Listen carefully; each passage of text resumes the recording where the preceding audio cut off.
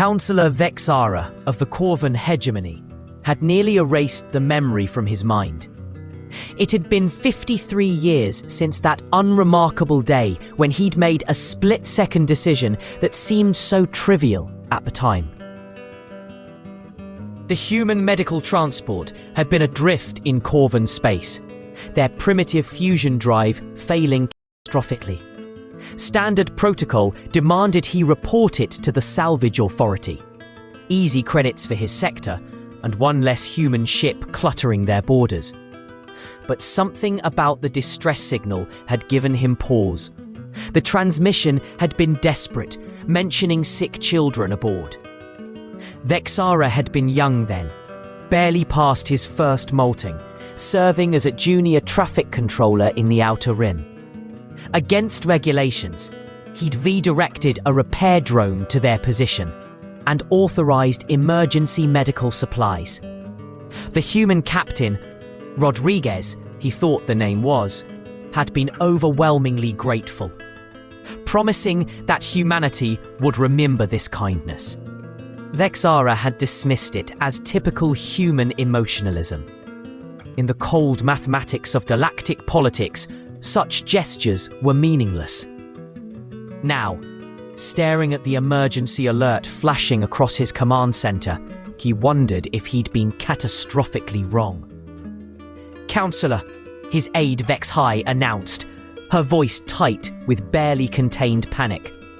"There's a human fleet requesting immediate audience. They say it's diplomatic." Vexara's chitinous plates shifted nervously. Human fleets didn't make diplomatic requests. They made demands, usually at weapons range. The fact that they were being polite was somehow more terrifying than if they'd arrived with guns blazing. The humans who materialized in his chamber via transport beam were clearly military, despite their formal diplomatic attire. Their leader, a weathered man with steel-grey eyes and the bearing of someone who'd seen too many battles, stepped forward with measured precision. "Councillor Vexara," the human said, his voice carrying the weight of absolute authority.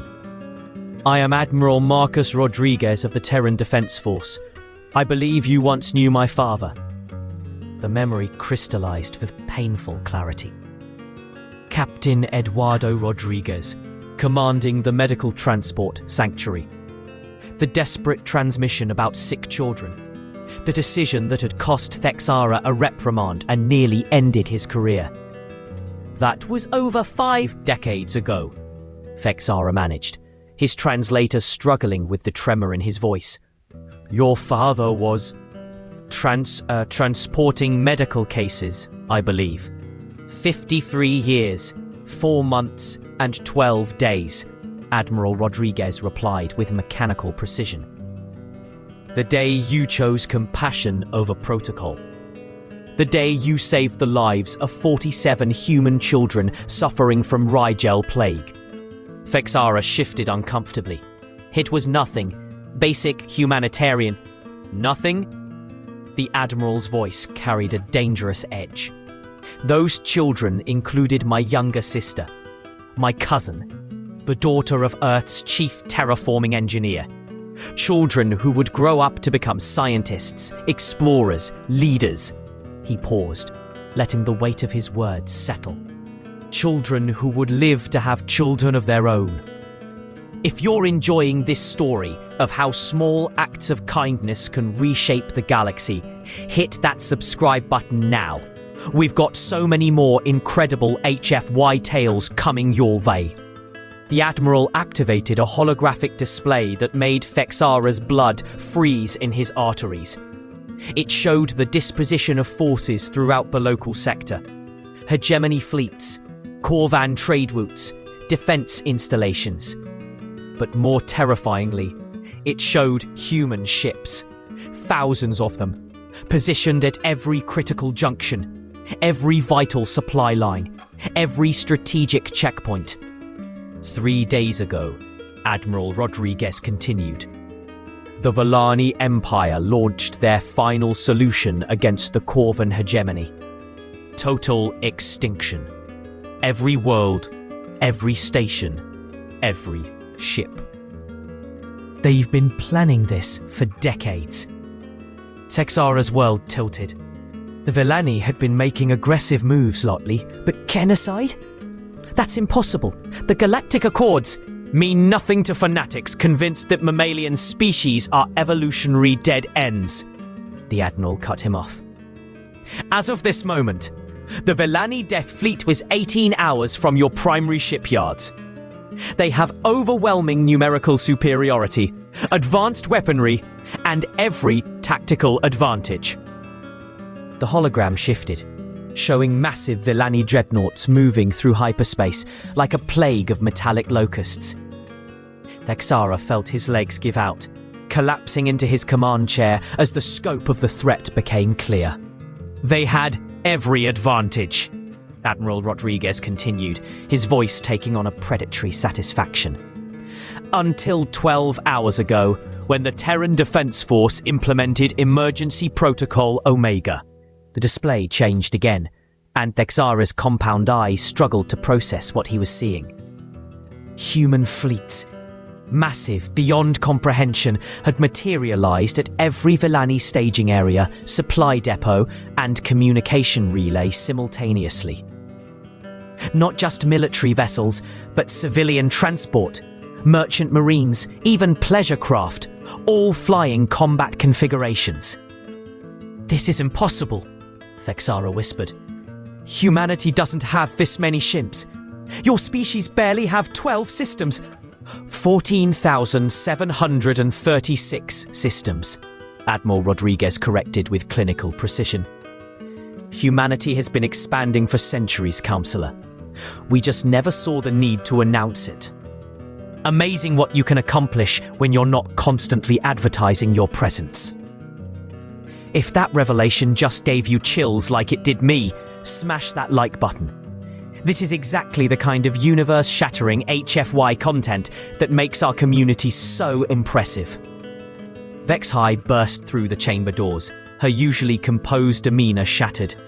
"Counselor, incoming transmissions from across the sector. The Villani fleet, they're surrendering. All of them, without firing a shot." Admiral Rodriguez nodded approvingly. "Amazing what happens when you find yourself outnumbered 50-1 by ships that materialized out of nowhere. The Villani are logical, if nothing else. They know a hopeless situation when they see one." "But your own territories," Texara stammered, "leaving your systems undefended to help us. The cost, the risk." "Undefended?" The Admiral's smile was sharp as a plasma blade. "Counselor, what you're seeing here represents roughly 12% of the Terran Defense Force. The rest are handling other situations throughout the galaxy." The holographic display expanded, showing the broader galactic map. Texara's mind reeled as he saw human fleets engaging in what appeared to be simultaneous operations across dozens of sectors. Trade route protections here, refugee evacuations there, peacekeeping missions spanning light years. "How is this possible?" Texara asked faintly. "Because, Counselor, humans learned something very important during our expansion. The galaxy is full of people making the same choice you all made 53 years ago. Choosing compassion over convenience, kindness over profit, and every single one of those choices mattered." Admiral Rodriguez deactivated the display and moved closer to Texara's desk. "My sister, the one you saved, grew up to become head of Terran Fleet Intelligence. She's been tracking every act of kindness shown to humanity over the past century. Every species that helped, every individual shows mercy over advantage. We have very, very long memories, Counselor. The repair drone you sent us? It carried nanoscale trackers that allowed us to map Corvan technology, understand your capabilities, predict your needs. The medical supplies you authorized, they included rare compounds that our scientists used to develop breakthrough treatments, saving millions of human lives over the decades. Thexara felt overwhelmed by the cascading implications. So this was all planned? Not planned, Counselor. Prepared for. There's a difference. We didn't create this crisis, but when we detected the Villani preparing for genocide against a species that had shown us kindness, the Admiral shrugged. Well, humans have a saying, we don't leave family behind. The Chamber's communication system erupted with incoming messages. Trade offers, alliance proposals, defensive pacts. Seemingly every species in the sector was suddenly desperate to formalize relations with the Corvan hegemony. What's happening? Thexara asked, though part of him already knew. Word travels fast when humanity publicly protects a species, Admiral Rodriguez explained. Everyone wants to be on the right side of that equation. Your hegemony will receive more alliance offers in the next week than most species see in a century. Vex High looked up from her communication console, her voice filled with wonder. Counselor, the Galactic Council is requesting an emergency session. They want to discuss formal recognition of the Corvan hegemony as a protected alliance partner of humanity. For how long? Thexara asked weakly. Permanently, Admiral Rodriguez replied. That's how it works, Counselor. In human culture, family is forever. You saved human children, which makes you part of something larger than politics or economics. It makes you part of us. The Admiral moved toward the transport pad, his mission apparently complete. Oh, and Counselor? That little girl you saved, my sister Maria, she wanted me to give you something. He placed a small device on Thexara's desk. When activated, it projected a hologram of a middle-aged human woman in uniform, surrounded by what appeared to be dozens of younger humans. Counselor Thexara, the hologram began. I am Admiral Maria Rodriguez Chen, head of Terran Fleet Intelligence. 53 years ago, you made a choice that saved my life and the lives of 46 other children. I wanted you to meet some of them. The camera panned across the assembled humans. Scientists, engineers, diplomats, explorers. Dr. James Park, who developed the terraforming techniques that gave humanity 14 new worlds. Captain Sarah Kim, who led the first peaceful contact with the Ethereal Collective. Commander Robert Hassan, whose tactical innovations revolutionized fleet combat. The list continued, each name representing achievements that had shaped the course of human expansion and galactic relations. Every life you saved that day went on to save others, the hologram continued. Every child who lived had children of their own. You didn't just save 47 lives, Counselor. Over 5 decades, your choice has preserved tens of thousands of human lives, and by extension, countless alien lives as well. In the comments below, tell us if you were in Thexara's position, what would you have done? Would you have followed protocol, or would you have chosen compassion? I'm genuinely curious about your answers. As the transmission ended, Thexara sat in stunned silence, while reports continued flooding in from across hegemony space. The Villani threat had been neutralized without a single shot fired. Trade partnerships that would have taken decades to negotiate were being finalized in hours.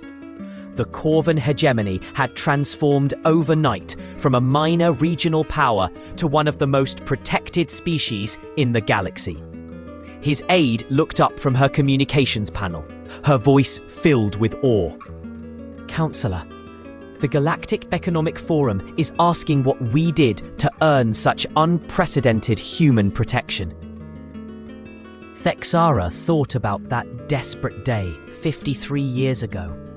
About a young traffic controller making a split-second choice between protocol and compassion. About sick human children who would grow up to reshape the galaxy. We were kind to someone when it would have been easier not to be, he said quietly. Apparently, Humans consider that the most important thing in the universe. As the Corvan hegemony's destiny transformed around him, Thexara learned the most crucial lesson in galactic politics. When dealing with humans, there are no small acts of kindness, only choices that echo across the stars for generations.